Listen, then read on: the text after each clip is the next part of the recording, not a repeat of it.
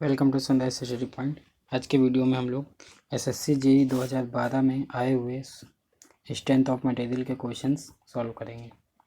तो शुरू करते हैं। फर्स्ट क्वेश्चन आपका ये आपका 2012 के एसएससी जूनियर इंजीनियर एग्ज़ाम 2012 में पूछा गया क्वेश्चन है, जो आपका शाफ्ट टॉर्सन चैप्टर से आपका रिलेटेड है।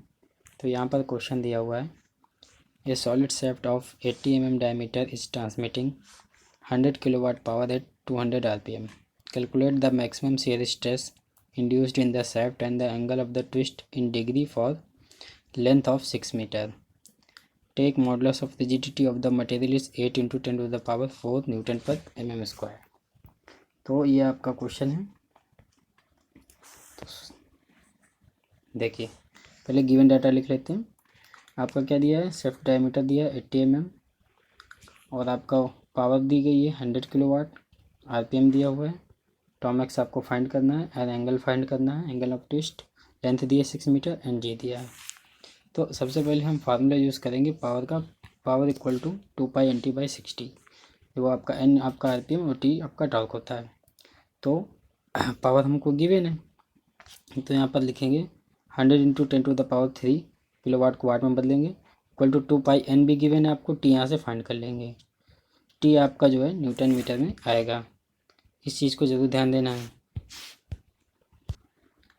इसके बाद टॉर्सन इक्वेशन लगाएंगे। आपका टॉर्सन इक्वेशन आपका T equal to J equal to τ/r equal to G theta upon L. ये आपका जब लगाएंगे तो आपको τ/j इक्वल टू τ/r का वैल्यू जब पुट करेंगे, जे की वैल्यू πd⁴/32 वगैरह रखेंगे, और तो आपको आपका फार्मूला ये बन जाएगा आपका सॉलिड शाफ्ट के लिए, तो इक्वल टू 16t/πd³ ये बन जाएगा। यहाँ पर वैल्यू सब पुट कर लेंगे तो आंसर आपका आ जाएगा 47.5 न्यूटन पर mm स्क्वायर। ये आपका आ गया टाउ, जो आपका पूछा गया था, टाउ आ गया। अब इसके बाद एंगल ऑफ ट्विस्ट पूछा गया है। तो देखिए, पहले जब हम टॉर्सन इक्वेशन लगाएंगे, tau equal to J, t/j equal to τ/r equal to G θ/l। तो पहले हम इन दो रिलेशन से यहाँ से टाउ की वैल्यू निकाल लेंगे, ये जो आपका टाउ है इन दोनों के बीच। इसके बाद first and third t/j equal to G θ/l लगाएंगे और उसके बाद एंगल ऑफ ट्विस्ट निकाल लेंगे। तो यहाँ पर हमने एंगल ऑफ ट्विस्ट निकालने के लिए फर्स्ट और थर्ड रिलेशन को यूज़ किया है टॉर्सन इक्वेशन के, जो आपका है t/j equal to G θ/l। यहाँ से अगर थीटा की वैल्यू निकालोगे तो आपका आ जाएगा आपका थीटा इक्वल टू TL/GJ। तो इसको हम यूज़ करेंगे और सारी वैल्यू पुट कर देंगे, तो आपका एंगल रेडियन में आ जाएगा। और इसको रेडियन को फिर हम डिग्री में बदल लेंगे, ये सभी को पता है। रेडियन से डिग्री में बदलने के लिए क्या करेंगे, डिग्री में बदलने के लिए हम 180/π से मल्टीप्लाई कर देंगे, तो आपका डिग्री में आंसर आ जाएगा। यही क्वेश्चन में दो चीज़ें पूछी थी, एक आपका पूछा गया था आपका शियर स्ट्रेस और दूसरा angle of twist in degree. तो ये आपका इस तरह से क्वेश्चन सॉल्व हो जाएगा। एसएससी जेईई 2012 का पहला क्वेश्चन आपका सॉलिड शाफ्ट का भी हमने सॉल्व किया। अब सेकंड क्वेश्चन आप ये देखिए, आपका पूछा गया है, जो आपका क्वेश्चन पूछा गया वो आपका पूछा गया है स्ट्रेस चैप्टर से। इसमें आपका क्वेश्चन दिया हुआ a steel rod of cross section area 2000 mm square and 2 brass rods each of cross sectional area of 1200 mm square together support a load of 500 kN as shown in the following figure अभी आप ये आपको दिखाते हैं। Find the stresses in the rods, take E for steel equal to 2 into 10⁵ newton per mm square and E for brass 1 into 10⁵ newton per mm square.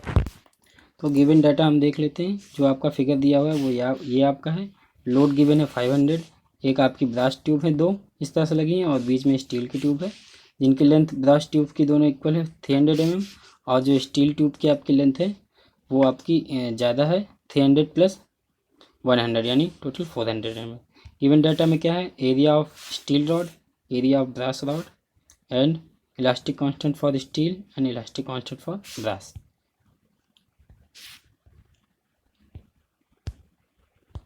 तो ऐसे case को solve करने के लिए क्या करते हैं, हम इक्वेशन यूज़ करते हैं total load on rods P equal to P, यानी कि load on steel and load on brass. तो इसके लिए क्या करते हैं, टोटल लोड को इस तरह से हम डिवाइड करते हैं और हम जानते हैं कि स्ट्रेस इक्वल टू आपका फोर्स अपॉन एरिया। तो इसको हम इस तरह से भी लिख सकते हैं कि force equal to stress into area. तो हम इसको डिवाइड कर लेते हैं। अब यहाँ एक चीज़ ध्यान देने वाली बात है जो अक्सर गलती हो जाती है, ब्रास की 2 ट्यूब्स हैं तो 2 से मल्टीप्लाई करेंगे, या इस तरह से आप समझ लीजिए कि 2 ब्रास हैं, ब्रास की ट्यूब्स हैं तो उनके एरिया उन दोनों के लिए काउंट करना है, तो आपका 2 sigma B area of B हो जाएगा। तो इसी इक्वेशन को हम फॉलो करते हैं और P equal to 2 sigma B A B plus sigma S A S, ये इक्वेशन नंबर 1 हो जाएगी हमारी। अब इसी तरह अब सेकंड इक्वेशन क्या हमारी यूज़ करनी है, सेकंड इक्वेशन हम देखेंगे कि दोनों में स्ट्रेन जो होगा वो जो है सेम होगा, अगर हॉरिजॉन्टल लोड को रहना है वो सेम होगा। तो इसके लिए क्या होगा, यानी कि डेल्टा L1 या brass equal to delta L of copper, यानी दोनों को इलोंगेशन या इलोंगेशन बोल सकते हैं या स्ट्रेन बोल सकते हैं, वो कॉमन होगा, इक्वल होगा। तो इलोंगेशन का ये आपका एक फार्मूला ये भी है PL अपॉन ए। तो इस हिसाब से अगर हम देखते हैं तो P अपॉन ए जो हो जाता है सिग्मा, तो सिग्मा के टर्म्स में आएगा sigma L upon E equal to constant. तो स्टील के लिए आपका steel equal to sigma copper, इस तरह से इक्वेशन हमारी बनेगी जिसमें हम बाकी वैल्यू पुट कर लेंगे, जिसमें आपका सिग्मा एस और सिग्मा सी आपका वेरिएबल है। इसी तरह आप यहाँ पर गौर करें, यहाँ पर आपका इक्वेशन 1 भी हमारी जो है सिग्मा एस और सिग्मा बी में बनेगी। इक्वेशन 2 ये आपकी ये भी आपका सिग्मा एस और सिग्मा बी में बनेगी। तो 2 इक्वेशन 2 वेरिएबल कैसे सॉल्व किया जाता है सभी को पता है। यहाँ पर हमारी एक इक्वेशन बन जाएगी, जब हम इनको सॉल्व करेंगे सभी वैल्यू पुट करेंगे तो जब हम यहाँ वैल्यू पुट करेंगे लेंथ की, एरिया ऑफ क्रॉस सेक्शन और ई की एरिया ऑफ क्रॉस सेक्शन अगर सेम है तो आपका पुट करेंगे सारी चीज़ें, तो आपकी वैल्यू निकल के आएगी sigma S equal to 1.5 type sigma of brass. तो इस वैल्यू को जब हम पुट करेंगे इक्वेशन नंबर 1 में, जो आपकी वैल्यू दी गई है ये आपकी इक्वेशन नंबर 1 जो है इसमें हम पुट करेंगे जो आपकी वैल्यू आई है। जब हम वैल्यू पुट करेंगे सिग्मा एक्स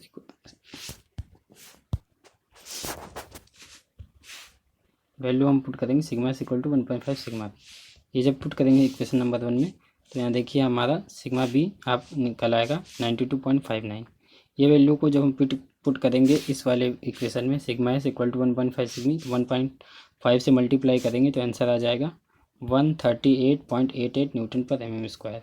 तो ये आपसे पूछा गया था कि आपका stress induced in the rods, तो आपका सिग्मा ब्रास पता चल जाएगा और आपका स्टील का वैल्यू आ जाएगा। तो ये आपके 2 क्वेश्चन जो सोम से रिलेटेड थे, SSC 2016 में पूछे गए थे। Thanks for watching.